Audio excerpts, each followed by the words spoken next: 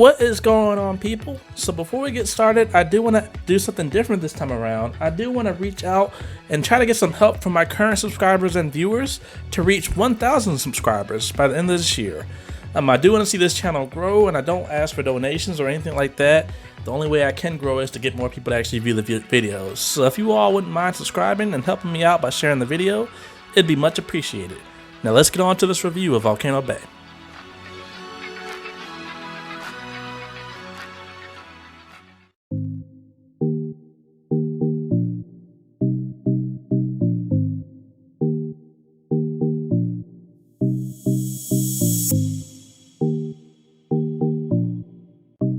What up? It's your boy MrBucketlist, and here we are today at Volcano Bay in Orlando, Florida, where I plan to do the most comprehensive video review you can watch of Volcano Bay. Now with that said, I will have some sections in this video, so this is the breakdown. First starting with the design and the park layout, then going to the rides and the Tapu Tapu, the crowd level and tips, a brief food section, and then my final thoughts and rating. So take a seat, relax, and enjoy the video.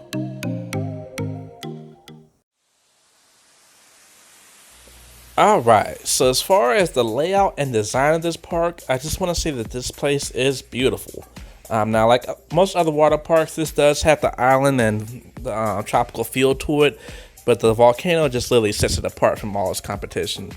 Not only is the volcano beautiful and huge, but it also is interactive, so you can walk through it if you want to. They have like little shows for kids and for adults, and then they also have a lot of slides. I mean, they have, I believe it's either 3 or 4 different drop slides, which are all, great. One of the slides literally is at the top of the volcano itself, and it's a 6-second slide, but it's intense. I just want to say it's extremely intense. So between that and then this, like I said, the park itself, there's more than just the volcano. There's literally slides in every corner and every different part of the park. You can go to a slide or a pool.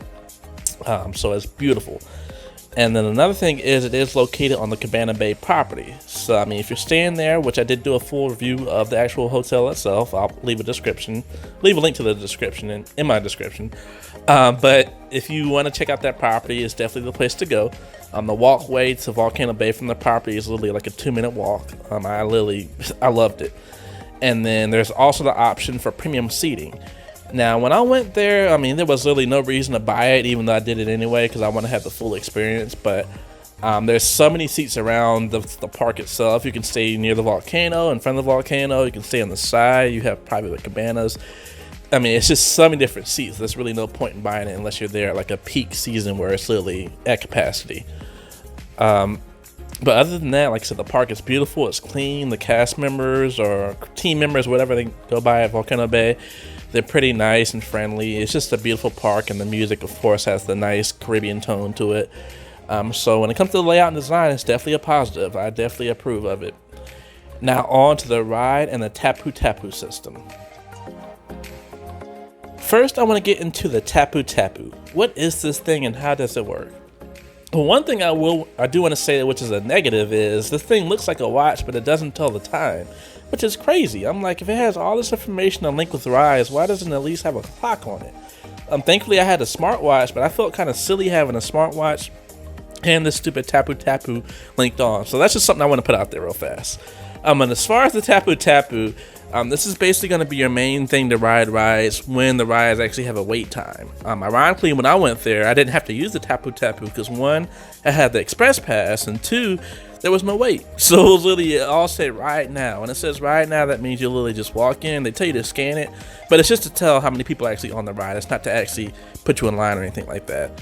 But usually when you do actually get to the park, when it's semi-busy, you scan your Tapu Tapu, and then it tells you to come back at a certain time, and you can't ride the ride until it's ready, which kind of sucks. I'll be honest, most of the rides you literally have to stand in line. It's a virtual line, but it really sucks because you don't have that kind of satisfaction of actually being in line, in physical line. You have to kind of do your own thing, which kind of sucks.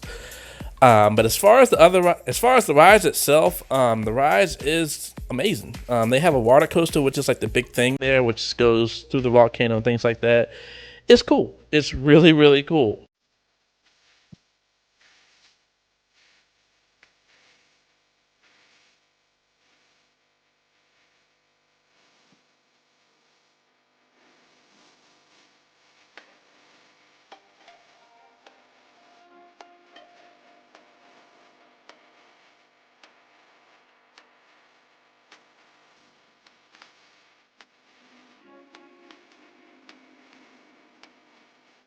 And then you also have, of course, your body slides.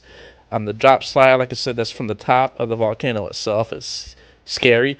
I have a fear of heights, even though I do a lot of things as Mr. Bucket List. But just walking up there, I mean, my knees got a little wobbly, and I was like, man, this is high up.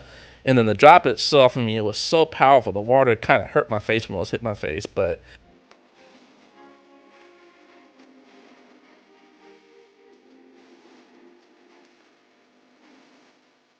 I mean, there's drop slides, there's tube slides, there's body slides. Now, there's two things I do want to point out. One's a positive, one's a negative. The positive is for my solo travelers. I'm a huge solo fan, and basically, this is the only water park where they'll literally, if you're a solo rider, they will put you with random families if they say it's okay and if you're okay with it, and you can ride with them. And every family I went with, they loved it. They wanted to see my reaction. It was a blast to be with them, and I'm sure they loved having me as well. So if you're a solo rider, don't worry about it. You can ride any ride there. For the most part, with other families, they do not care. Now, the reason why I say for the most part is there is one particular ride which kind of sucks. It's one of the mat rides, but it had a weight limit of 150 pounds. Now, I don't know many grown men that are 150 pounds that are over 5'6", 5'7". But of course, clearly I didn't get on that ride, and it sucked. They literally were screaming at us when we walked to the line, like, 150 pounds only, this and that. I'm like, man, put like this huge sign or just say for kids. Whatever the case may be, let people know ahead of time before you actually get in line. They're screaming at you, telling you to get out of line. So that was really the only negative I would say with the rides. On the slides, the tapu tapu system and all that stuff, at least when I was there, it was definitely a great time. So, I mean, if you're a huge water park enthusiast and you want to ride the best of the best, Volcano Bay has a good plethora of rides. It has a nice little wave pool in front of the volcano. It has some side pools as well. It has deep diving pools. It literally has everything you can think of that a water park generally has is at that park. So again, the rides and the tapu tapu system, for the most part, is definitely going to be a positive. Actually, before we move on, the next thing I do want to give you all is a tip about being smart about buying the Express Pass. Now, just a disclaimer, it's not like the other Universal Express Pass where it gets you to the front of the line instantly. What it basically does is it has you basically bypass the tapu tapu system once per ride. But if there is no wait for the tapu tapu, it's really pointless. And so for me, because there was no wait, all the rides were ride now, I still had to stand in the regular line with everyone else. We just didn't have to wait around to stand in line, which it sounds kind of confusing, but if you go there, you'll understand what I'm saying. So just be really smart about it. Even when I bought it, I bought it ahead of time, but the girl was surprised that I had it. And then I realized why about 2 hours later when I was like, no one's here. This is a waste of money. So just really be smart about that. And now let's get on to the next thing, which is going to be the crowd levels and tips. Now, for this particular section for me, it's going to be a little bit different because I went, yes, it was during November, but at the same time, I mean, it was 82 degrees, which is a good temperature to go to a water park. And it was actually on a holiday. It was Veterans Day. But even then, I mean, if you can see from the videos, no one was really there. The parks were empty. And so I don't know what really happened there. But what I can tell you this park does hit capacity during the summer months and spring months, like I was saying earlier. So just be prepared for that. If you want to go during the summertime, and that's the only time you can actually go, then it is what it is. That's when I would recommend go ahead and buy the Express Pass, buy the premium seating, go the whole 9 yards. But if you can avoid those months, please do, because you'll get an entirely different experience if you go like the time period I went. Like I said, it was just the rides itself. You could walk straight on. Even the little premium seating I had, I mean, it felt like I had my own personal butler because the person just kind of, every time I put my flag up or did anything, they were right there for me. It wasn't any wait. So, I mean, always try to make sure you make the best plans to go. Even if you go on a weekend, it can get busy. So if you can go, I would say either go in fall or go early spring, and then also try to go on a weekday. Those are going to be the best times to go. And then as far as that, definitely, like I said, stay on Cabana Bay's property so you can easily get to the park when you want, and you can easily leave when you're ready to go. But as far as the crowd levels and tips, at least from my experience, it wasn't that bad. The park's not as new as it was back when it was hitting capacity every day. And not to mention, Orlando also has another water park that just opened up called H2O Live, I believe. So, I mean, it has its competition around now. So, the crowd level shouldn't be that bad unless you go during the summertime. Now, before we move on, I do want to give a tip. Get there early to reserve a good seat. Now, I got there pretty much when the park opened. I actually had early admission by Cabana Bay, so I got there an hour early before the park opened. I got to my seat maybe about 15 minutes before it officially opened. If you want to sit directly in front of the volcano, which to me wasn't the best seat because people are going to constantly be walking by you, but if you want to have that great view, just get there early. And if you want to have a good view in general or your own little quiet space, just get there early and you'll find a good seat. It's not really that hard. Now let's go on to the brief food section, and then I'll give my final thoughts and rating.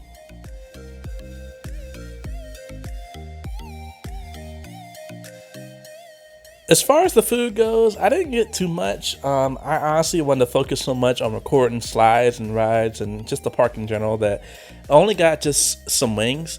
But I will tell you right now, these were some of the best wings I have ever eaten, and I'm a huge wing fan.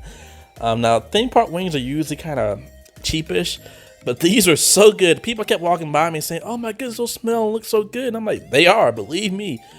And if you can see from this picture, well, this video I have here, I mean, they were just amazing. So as far as the food, at least from that was really good.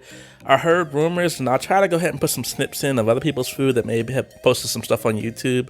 But I would say at least try one meal to see how you feel about it. But from my experience, the food was actually really, really good.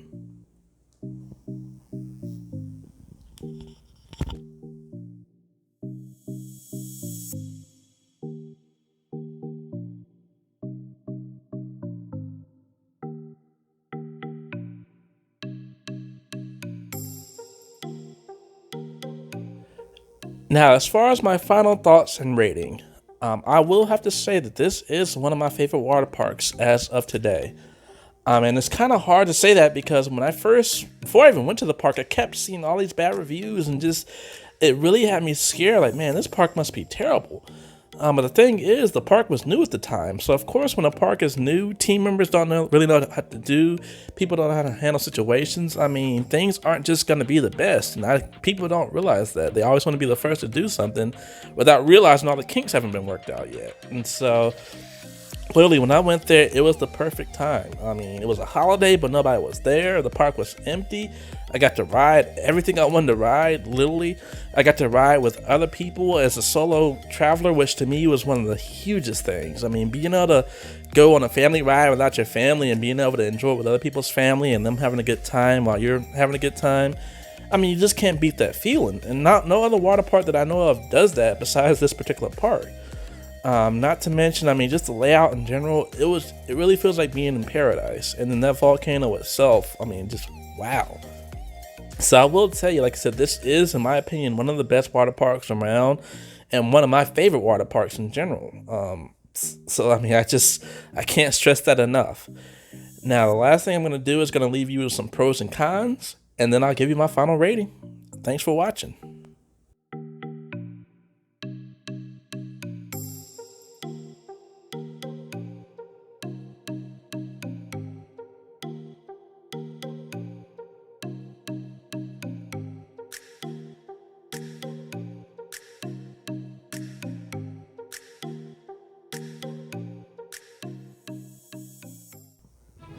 Now, as far as my rating, this is definitely a must-do. Again, I want to thank everybody for watching this video. Like I said, I really want to try to hit the 1,000 subscribers. This video took a lot of money and a lot of time to do just because of all the situations and stuff I had to put myself in. But again, it was worth it. I enjoy doing this stuff. I enjoy helping people out. So if you all could help me out, it would really be appreciated. Again, my name is MrBucketlist. Check out my channel for the reviews on the premium seating, Cabana Bay, and even a review of Atlantis. I mean, I've got all type of reviews. And until then, I'll see you next time. Peace.